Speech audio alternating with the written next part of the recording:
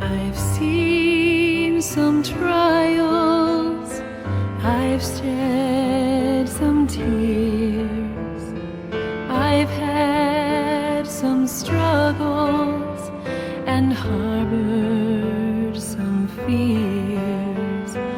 Yet through the windy days, the storms and the strife, I've found just one way. Fin de l'œuvre de Jésus comme prêtre et médiateur.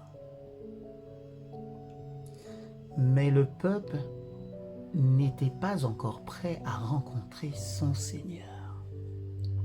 Il y avait encore un travail de préparation à accomplir pour eux. La lumière devait être donnée, dirigeant leurs esprits vers le temple de Dieu dans le ciel. Et comme ils devraient par la foi suivre leur souverain sacrificateur dans son ministère là-bas, c'est-à-dire là-haut, de nouveaux devoirs seraient révélés. Un autre message d'avertissement et d'instruction devait être donné à l'Église. Le prophète dit « Qui peut supporter le jour de sa venue et qui se tiendra prêt quand il apparaîtra ?» Oui, qui sera debout dans ce moment-là? Car il est comme le feu d'un raffineur et comme du savon à foulon. Et il s'assiera comme un raffineur et un purificateur d'argent, une offrande dans la justice. Malachie chapitre 3, versets 2 et 3.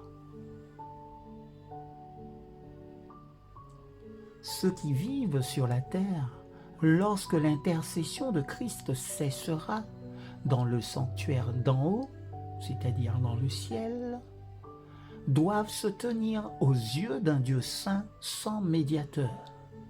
Leurs robes, c'est-à-dire leur caractère, doivent être impeccables. Leurs caractères doivent être purifiés du péché par le sang de l'aspersion. Amen.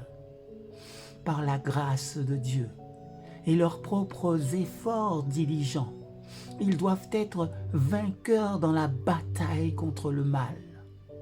Pendant que le jugement investigatif se déroule dans le ciel, tandis que les péchés des croyants pénitents sont retirés du sanctuaire, il doit y avoir une œuvre spéciale de purification, d'élimination du péché parmi le peuple de Dieu sur terre. Ce travail est présenté plus clairement dans les messages d'Apocalypse chapitre 14. Lorsque cette œuvre aura été accomplie, les disciples de Christ seront prêts pour son apparition.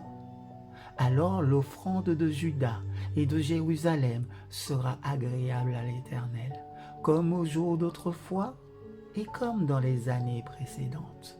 Malachie chapitre 3, verset 4. Alors l'Église que notre Seigneur à sa venue doit recevoir pour lui-même sera une Église glorieuse, n'ayant ni tache, ni ride, ni rien de semblable. Éphésiens chapitre 5, verset 27.